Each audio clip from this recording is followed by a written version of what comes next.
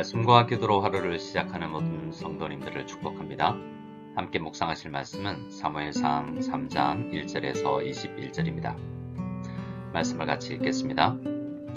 아이 사무엘이 엘리 앞에서 여호와를 섬길 때에는 여호와의 말씀이 희귀하여 이상이 흔히 보이지 않았더라.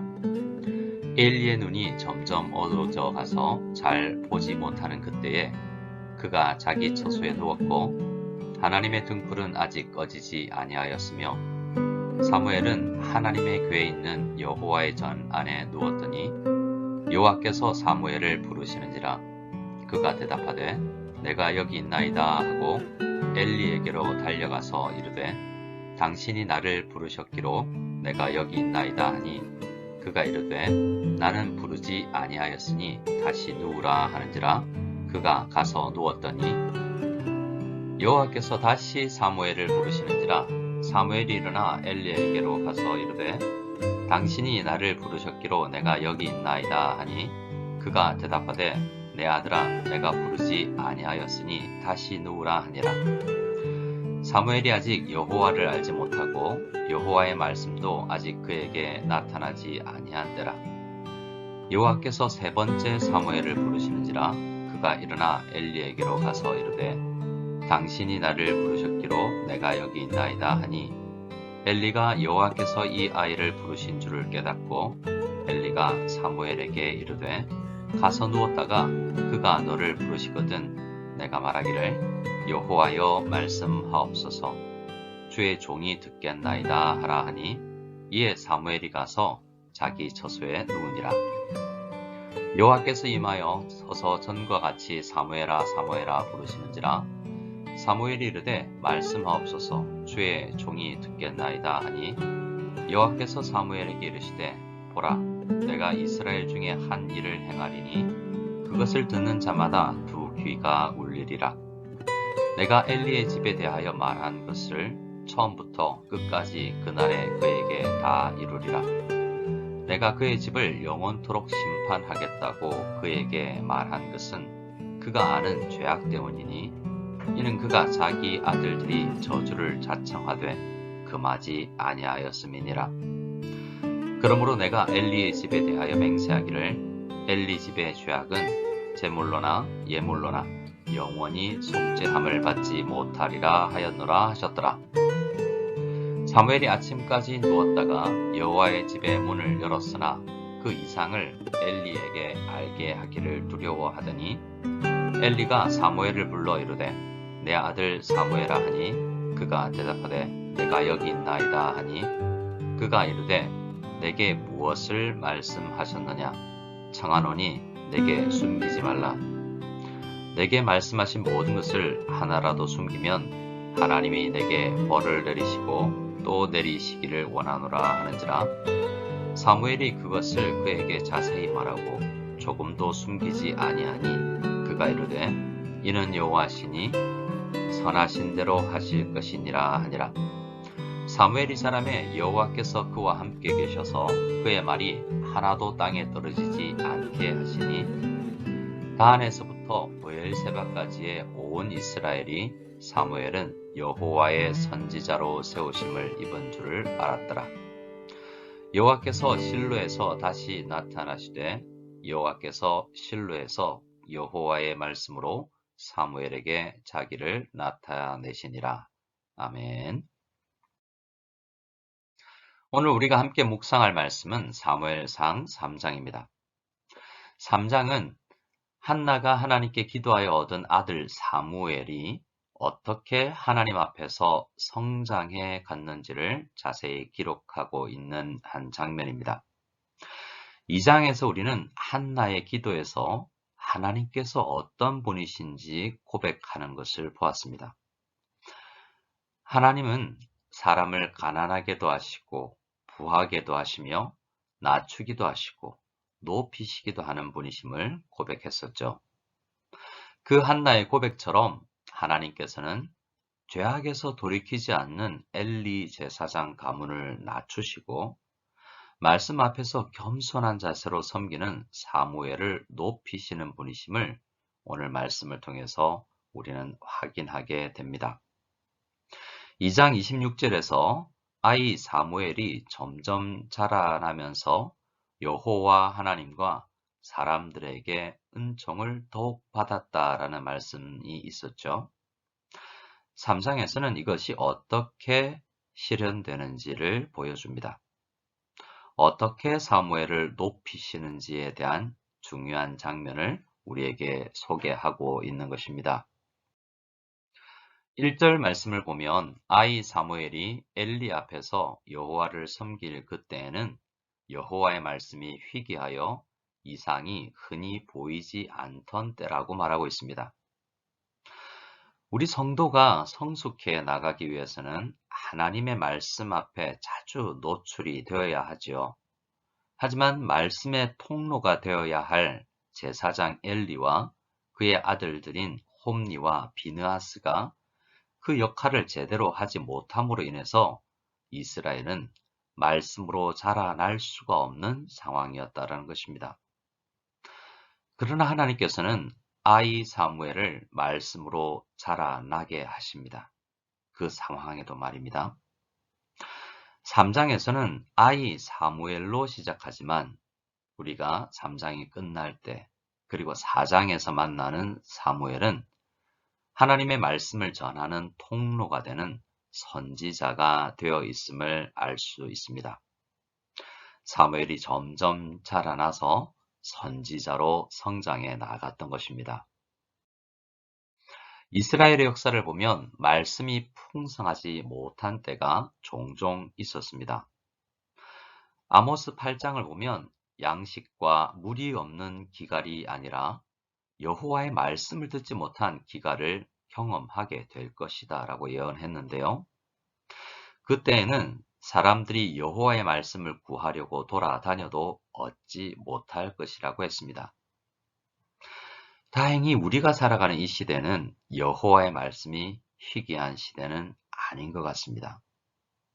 그런데 오히려 오늘날의 문제는 풍성한 말씀의 홍수처럼 많이 있지만 사람들이 말씀을 구하려고 돌아다니는 그 열심을 내지 않는 시대인 것 같기 때문에 안타까운 것입니다. 오늘 말씀 앞으로 나온 우리 성도님들은 여호와의 말씀을 구하려고 애쓰고 노력하시는 분들일 것입니다. 그래서 말씀의 기갈에서 벗어나서 올해 우리 교회 표처럼 여호와의 말씀이 우리 가운데 풍성하게 거하게 되기를 간절히 원합니다. 엘리 제사장은 점점 나이가 들어가고 눈이 어두워가서 잘 보지 못했다고 하는데요. 이 말은 비단 육신의 눈이 어두워 갔을 뿐만이 아니라 영적으로 둔감해져 갔다라는 것을 비유적으로 설명하는 것입니다.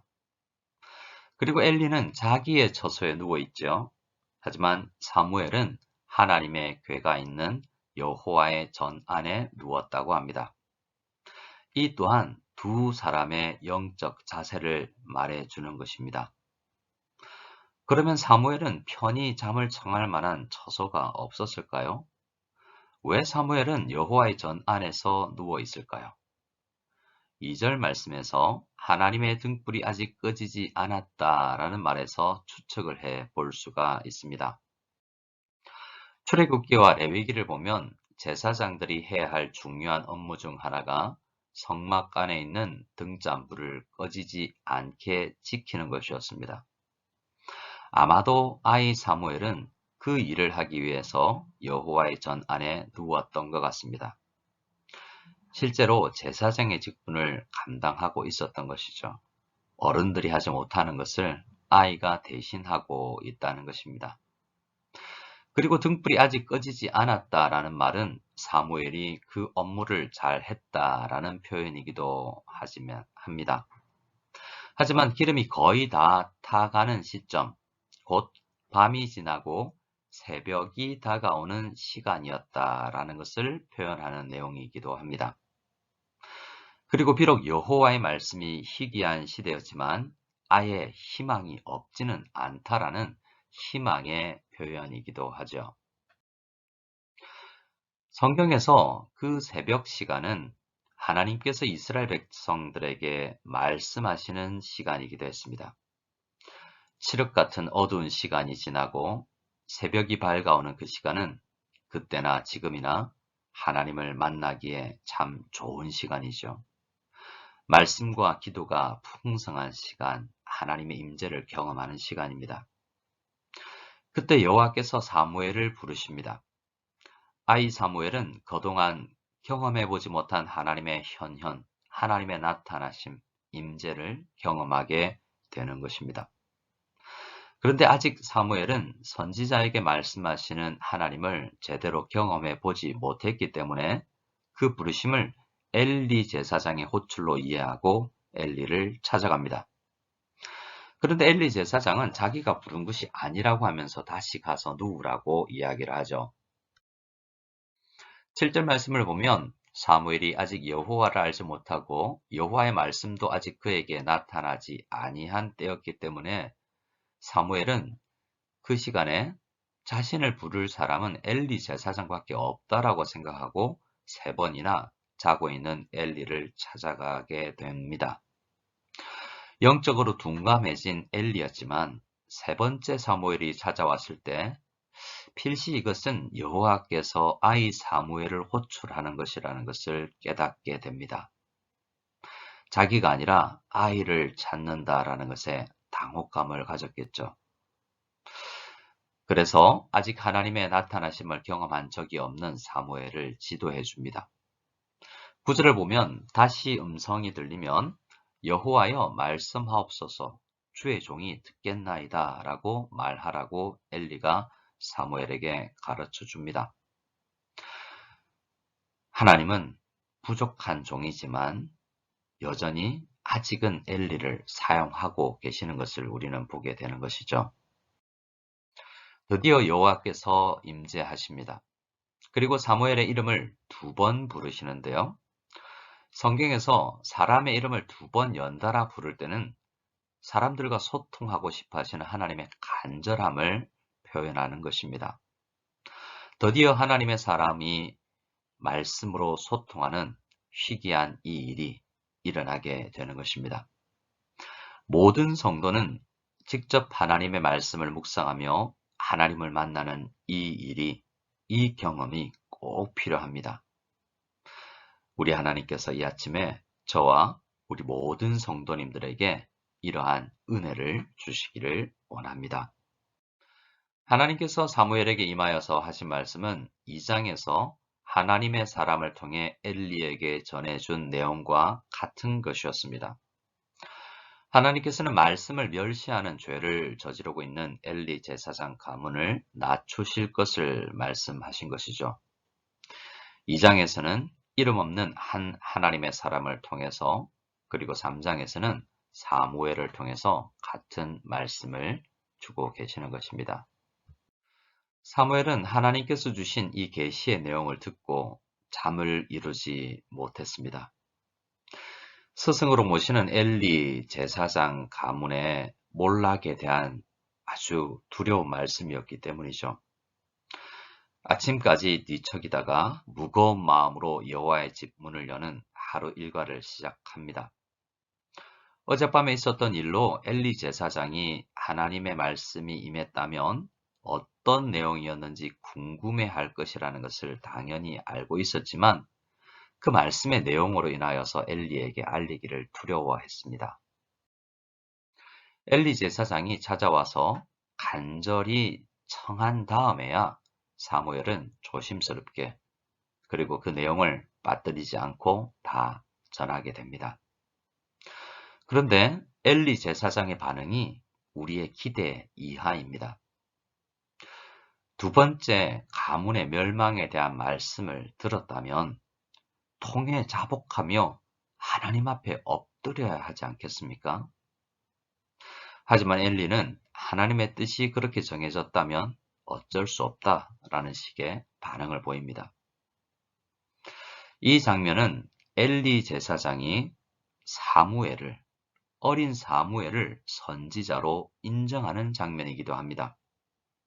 하나님은 이제 그러한 엘리 제사장이 아니라 사무엘을 통하여 이스라엘 백성에게 말씀을 주신다라는 것을 인정하고 자신도 사무엘을 통해서 하나님의 말씀을 받고 있다라는 것을 인정할 수밖에 없었죠.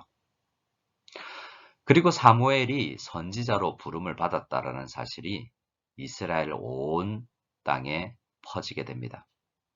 최북단 다한에서부터 이스라엘 최남단 부엘세바까지 온 이스라엘 사람들에게 이 사실이 알려진 것이죠. 우리는 오늘 말씀을 통해서 어린 아이 사무엘이 선지자로 성장해 나아가는 중요한 사건에 대해서 묵상을 했습니다. 그리고 이것을 시작으로 사무엘은 점점점 자라나 선지자로 쓰임을 받게 됩니다. 우리는 이 말씀을 통해서 무엇을 깨닫고 적용해야 할까요? 우리가 하나님 앞에 엘리처럼 버림받지 않기를 간절히 기도하고 깨어 있어야 되겠습니다. 나이가 들어가지만 눈이 쇠하여지지만 영적으로는 깨어 있어야 되겠다라는 결단을 하게 되기를 원합니다. 그리고 말씀을 묵상할 때 엘리가 가르쳐 준 것처럼 여호와여 말씀하옵소서 종이 듣겠사옵나이다 라고 간절히 기도하는 마음으로 말씀 앞으로 나아가는 우리 모두가 될 수 있기를 원합니다. 그리고 우리가 다 말씀의 통로가 되기를 소망했으면 좋겠습니다. 부모로서 자녀에게 말씀이 흘러가는 통로가 되고 구역장이나 교사로서 하나님의 말씀이 흘러가는 통로가 되고 우리 목회자들이 하나님 앞에 쓰임을 받아서 하나님의 말씀의 통로가 되기를 간절히 소망하며 기도하며 하루를 시작하는 우리 모두가 될 수 있기를 소원합니다. 주기도문 드리겠습니다. 하늘에 계신 우리 아버지여, 이름이 거룩히 여김을 받으시오며 나라가 임하시오며 뜻이 하늘에서 이루어진 것 같이 땅에서도 이루어지이다. 오늘 우리에게 일용할 양식을 주시옵고 우리가 우리에게 죄 지은 자를 사하여 준 것 같이 우리 죄를 사하여 주시옵고 우리를 시험에 들게 하지 마시옵고 다만 악에서 구하시옵소서. 나라와 권세와 영광이 아버지께 영원히 있사옵나이다. 아멘.